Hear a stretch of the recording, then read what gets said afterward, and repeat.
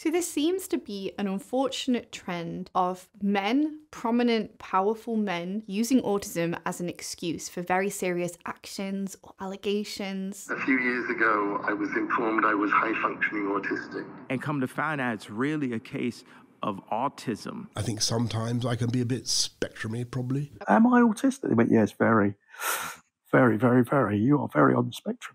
And you might say, why are we just singling out the men here, Meg? And to that, I would say, I don't make the rules. I am but simply responding to what has been unfolding around me this past year. This cannot be the way that you would want somebody with neurodiversity to be treated. There are 3 people in particular who do all happen to be men who have invoked their autism diagnosis in a time of crisis. A moment in which being disabled felt like the less stigmatizing framing for once. I want to pick apart whether autism could truly excuse or even explain what these men have done, or in some cases allegedly done. So welcome to my series, Men in the Autism Excuse. Case study 1, part 1. The man, Neil Gaiman. Neil Gaiman, sure you've heard of him, 64-year-old beloved British fantasy author. He wrote, among other works, Coraline, the Sandman comics, and Good Omens with Terry Pratchett. And I'm actually very sad that he's included here and that he's perhaps the very reason this series exists at all. People have been asking me to speak about Neil Gaiman for ages now. I'm not a super fan by any means, but I've read and enjoyed many of his books. My main connection to him was his 2012 commencement speech, Make Good Art. Make good art. I can recite some sections of it by heart. He made me feel so much better when I dropped out of college when I was 17. I never graduated from any such establishment. He made me feel like it was all gonna be okay. I later took his masterclass on writing. I'm sure they're not offering that one anymore. That was expensive. I got it as a birthday present, so I've also given him a big fat chunk of money. And there's something about Neil Gaiman that's always seemed, for lack of a less generic word, just so wholesome. He's your gentle, warm professor offering soft-spoken encouragement. Via audiobook, he's this kind older relative who reads you bedtime stories. I'd grown up his audiobooks, and then that same voice that told me those beautiful stories when I was a kid was telling me the story that I was safe and that we were just friends. He wears all black. There's a little bit of an edge to him, but he's a nerd. He's one of us. He's safe. And him announcing that he's autistic could have been such a wonderful thing for the community. And I think at first, for many people, it was. But unfortunately, times have changed, it's not the 2010s anymore, and I will never again seek out his voice to assure me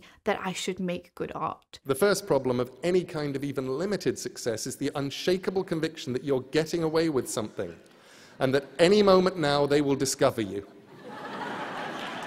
Part 2. What does he seem to be trying to excuse? Now, I don't want to go into too much detail here. I don't want to share these women's accounts in a sensationalized or voyeuristic manner. This is not a true crime channel. At the same time, I want to give you enough information for you to be able to understand the gravity of the allegations against Neil Gaiman, which he seems to believe can, at least in part, be excused and or explained by the fact that he's an autistic person. So I'll say as much as I feel I need to say to provide context. I will leave links below for people who want to be fully informed. If you don't want to hear any details of these women's descriptions of sexual abuse, understandable, you can skip to the timestamp on screen or you can go to the next chapter of the video. Over a year ago now, Tortoise Media published the first episodes of their podcast, Master, which broke the news of numerous women accusing Neil Gaiman of sexual misconduct and sexual assault. And then in January this year, New York Magazine published an 11,000-word article titled, "There is no safe word, how the best-selling fantasy author Neil Gaiman hid the darkest part of himself for decades." I'm sure many of you have read that article or at least heard about that article. It provided an even deeper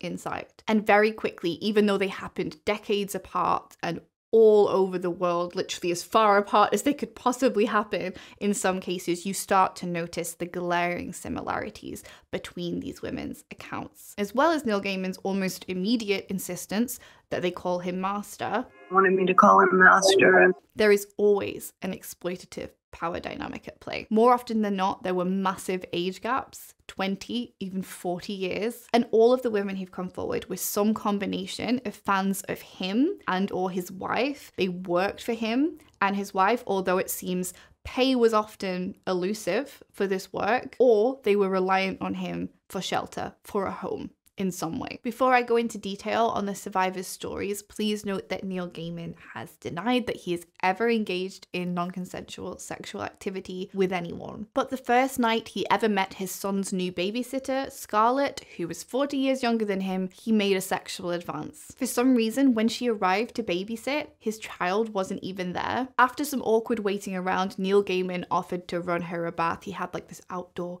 rich person's bath. At first she said no, but eventually he managed to persuade her, telling her how beautiful it was out there under this tree that they had. Midway through the relaxing bath, a naked Neil Gaiman appears, climbs into the bath, and ends up anally assaulting her despite her protests, despite her telling him that she's gay and that she had previously been assaulted by an older man. But Scarlett says she continued to nanny for his family despite further degrading, humiliating, painful sexual experiences. It was so painful and so violent that I fainted. I passed out. When I regained consciousness and I was on the ground, I looked up and he was watching the rehearsals from Scotland of whatever they were filming, I don't fucking know. Despite Gaiman and his, I believe, 4-year-old son referring to her as slave, despite the fact that she was not being paid at the time of working for them because she needed somewhere to stay. Scarlett's family are described as violent. She left home at 15. She didn't want to go back to sleeping on the beach. Neil Gaiman's wife, Amanda Palmer,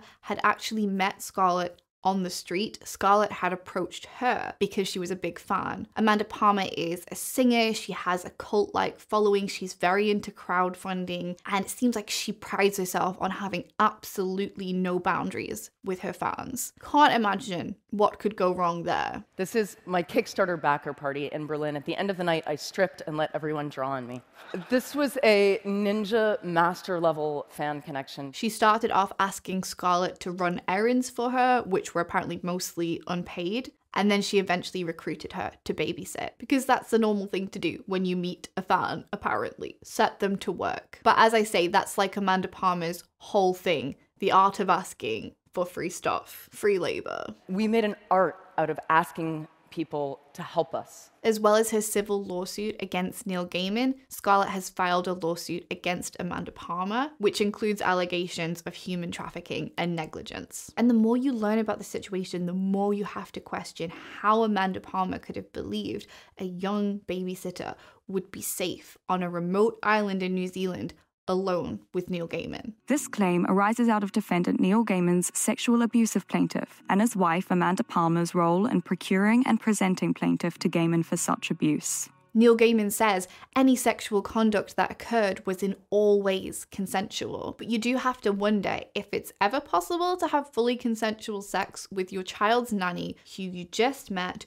who's 40 years your junior, who is in desperate need of money and a place to stay. And as far as I'm aware, there's been no public acknowledgement of that power imbalance from Neil Gaiman. I think that's one of the most damning things about his breaking the silence statement that's currently up on his website. No mention of the power imbalance thing. He could do whatever he wanted, and I would do whatever it took to keep that relationship going. A lot of trying to explain things away and frame the situation in a certain way. No mention of those power imbalances. You acted like you were a feminist for years, like you have to know that that's problematic. As I say, he's had several relationships with fans. One example is Kendra, who he met at a signing in the early 2000s when she was 18. He bought her a webcam so they could chat online, and eventually this turned into an IRL sexual relationship, which she describes as brutal and painful. This brutal, painful thing was happening to me. She also describes how Neil Gaiman raped her when she had an extremely painful UTI. In 2012, the year of the Make Good Art speech, he formed a relationship with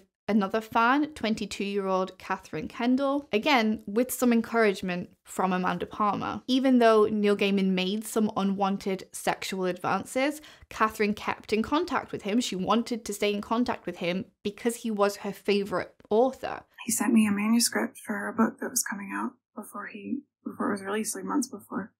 That was amazing. He felt like a safe, familiar person because she'd already built up this parasocial relationship with him. She already had a deep connection to his work. was almost like I'd been conditioned to listen to him over listening to my own instincts, because I'd been listening to him tell me stories since I was 11. Like, I'd grown up his audiobooks, and then that same voice that told me those beautiful stories when I was a kid was telling me the story that I was safe and that we were just friends and that he wasn't a threat. And then in the end, he told me what happened was my fault. But it seems like at the time he was aware of the power imbalance between them, and also how replaceable he felt she was as a fan. Like, he truly is a god to people. Truly. And the power, he knows. He knows how much power he is. He's called like the Prince of Stories and the nerd god. And he said, I don't know what I see in you. I am an award-winning, best-selling author, and you are... And he never finished that sentence, but he didn't need to, right? Like, I knew exactly who I was. I was a 22-year-old, unemployed, recent college graduate. I wasn't special. I was just another in a long line of obsessed, opportunistic fans craving his attention and willing to do almost anything to keep myself in his orbit. And when she refused to have sex with him in the back of his tour bus, he apparently wasn't very happy. This sounds so made up, but he said to me, he said, I'm a very wealthy man and I'm used to getting what I want. It was like out of some kind of sex predator for dummies kind of book, you know? A very wealthy man and I'm used to getting what I want. Years later, he did end up apologizing to Catherine over the phone in that soft, well-spoken audiobook voice that will forever be tainted. Oh, I'm so fucking sorry. I appreciate you saying that. He reminded her that she will be seeing his face everywhere, which I do personally think is a bit of an unnerving choice of words. I suppose he could just say he was trying to be empathetic, but seeing as he likes people calling him master, not sure. You're going to be alive a lot longer than I am. You will run into bits of me for the rest of your life, whatever happens, because I've been around. However, he then claimed that he usually keeps fans at arm's length, which we know is not true. He'd already had relationships with other fans. Because normally I keep all... I keep fans at arm's length. And then cast a shadow of doubt over her recollections of the events. I've been thinking about a lot in the last week. Okay. Why did you kiss me? You smooched me kind of passionately. I hear what you're saying. Sorry. I hear what you're saying, and I'm gonna cut you off here because I don't think this is a super productive way of having this conversation in terms of... I'm sorry. And no, and I do want to say that I didn't kiss you. You didn't? Nope. He offered to pay $60,000 towards her therapy. So what I would propose is that I will give you $15,000 a year for 4 years. And then promised to donate to a rape crisis center. And then I'm going to make a hefty donation. Apparently, there is no record of any such donation. And this is also where he found it relevant to bring up his late-in-life autism diagnosis. A few years ago, I was informed I was high-functioning autistic, which is a interesting thing to learn about yourself when you're old.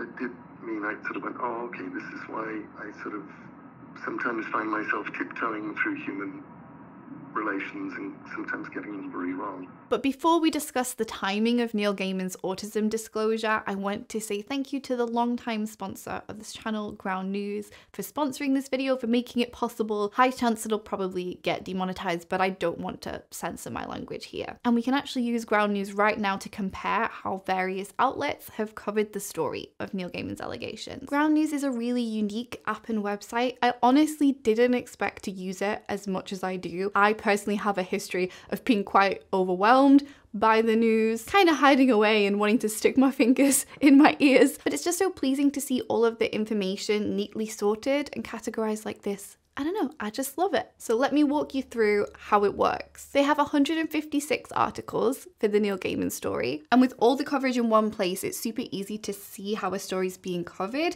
by both sides of the political spectrum. For example, the right-leaning headlines are a bit more sensationalized. We have some all caps here. They're also more graphic in language, using phrases such as sadomasochistic sexual assaults. This piece from Evie magazine puts male feminist in quotation marks, as if no such thing could ever possibly exist. In the actual article, they share quite a few questionable tweets, including one of their own tweets where they blame modern feminism for giving men the excuse to assault women. Make that make sense? But thanks to Ground News, we can clearly see that this is a low factuality source. And it turns out it's actually an alt-right outlet that masquerades as a typical women's fashion magazine. So we can use the Ground News factuality chart to make sure that we're only reading trustworthy sources. For example, I can click here to read an article about Neil Gaiman from the BBC, which is a very high factuality source. Interestingly, Ground News tells us that the left gave the story much more attention. If we look at their bias distribution feature, we can see that only 20% of the sources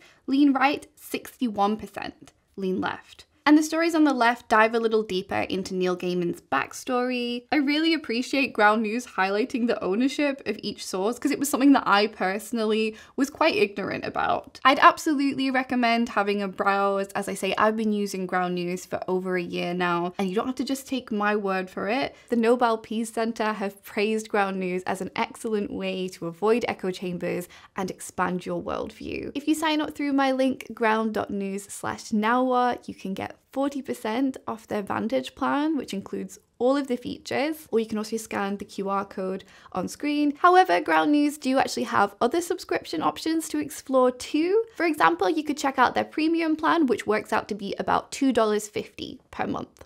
Okay, back to the video. So part 3, when/how was the autism diagnosis disclosed? Neil Gaiman had already casually mentioned his autism diagnosis within social media replies a few months before these allegations surfaced. He describes autism as both his superpowers, plural, and his kryptonite, whatever he means by that. In March 2024, he said on Blue Sky that he'd known for about 7 years and it helped him to make sense of his childhood and life. And at the time, fans were really excited about this news. A lot of autistic fantasy fans out there. And there's a lot of things for autistic fantasy fans and bookish people to be disappointed by these days, unfortunately. Someone said, heck yeah, what a win from the autism community. Awesome guy. So proud he's one of ours. But then, of course, as someone else says, OMG, this didn't age well. Yeah, it aged just about as badly as this 2018 tweet from Neil Gaiman. I believe survivors, full stop.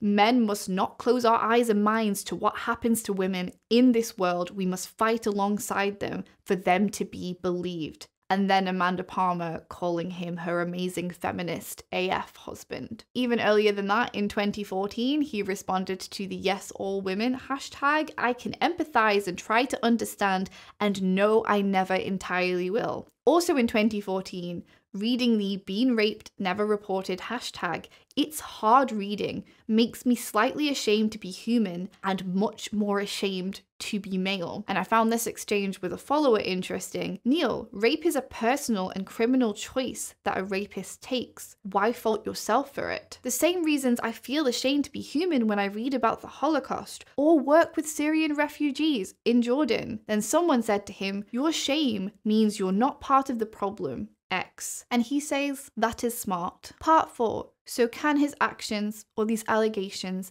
actually be explained by autism? I think Catherine, who I believe is also neurodivergent, put it really well in this clip from the Am I Broken podcast. And then he brought his autism diagnosis into it as something of an explanation for why he wasn't able to read my body language. And I told him that's not an excuse, and that struggling with identifying sarcasm and reading facial expressions and social cues, that's entirely different from continuing to grope an intoxicated fan when they're actively pushing you away.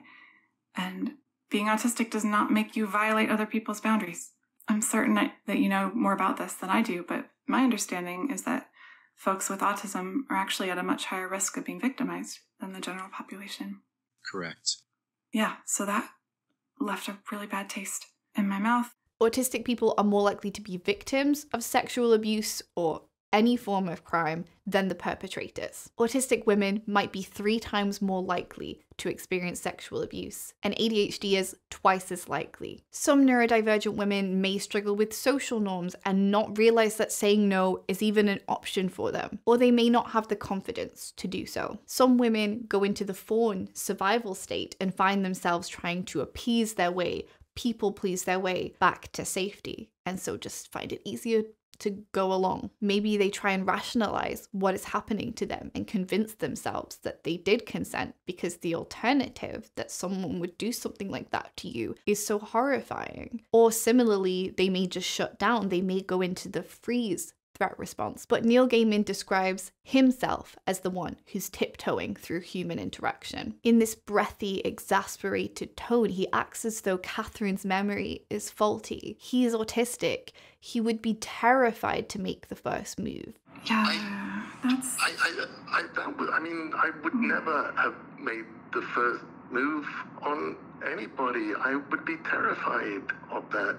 So he couldn't possibly have kissed this woman when she was a young fan. She must have come on to him, despite the fact that many women have come forward with stories of how he initiated these deeply inappropriate relationships. Even Neil Gaiman seems to agree he was the one who suggested running the bath for his babysitter. And then he got into that bath. That seems pretty forward to me. I think he's using autism here to present himself as vulnerable, to reduce his perceived power in the situation on the phone call, to make Catherine feel sorry for him, to look less like a wealthy man who I'm sure is used to getting what he wants. He wants autism to be his shield. Now, of course, sexual misconduct is not in any diagnostic criteria for autism, but I guess Neil Gaiman is trying to say that his inability to read social cues, such as body language, facial expressions, tone of voice, which is in the diagnostic criteria, that led to misunderstandings, that led to messy relationships with fans for some reason, led to him thinking that these very young women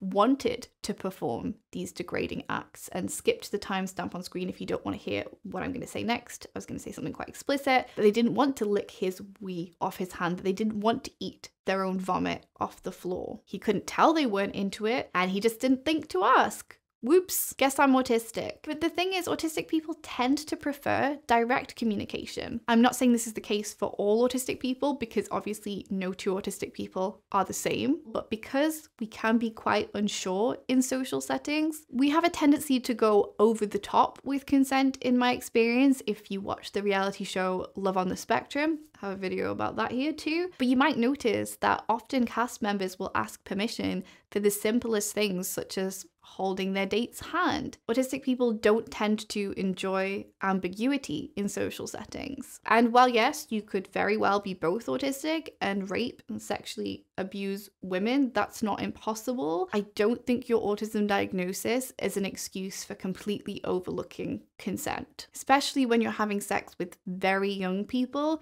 some of whom work for you, while you're a 40 to 60-year-old man. And the bathtub assault happened in 2022, years after those supposed feminist tweets. Neil Gaiman had an awareness of consent. I think it would be very insulting to Neil Gaiman and autistic people everywhere to insinuate that he was unable to comprehend consent. The desire for consent and clear rules and boundaries is perhaps the reason why some autistic people are drawn to BDSM. This qualitative study on autistic adults found the clear communication and explicit focus on consent present in BDSM/kink facilitated a feeling of safety. But BDSM is another excuse that Neil Gaiman offered up through his representation. Neil Gaiman's position is that sexual degradation, bondage, domination, sadism, and masochism may not be to everyone's taste, but between consenting adults, BDSM is lawful. Between consenting adults being the key phrase there. I mean, actions that cause physical harm technically cannot be legal in the UK. And in New Zealand, simply allowing sexual activity to happen to you doesn't amount to consent. Neil Gaiman seemingly using BDSM as a convenient excuse to justify causing harm must be really frustrating for the community who, like autistic people, already face stigma. Authors have argued that the hallmark feature distinguishing BDSM from abuse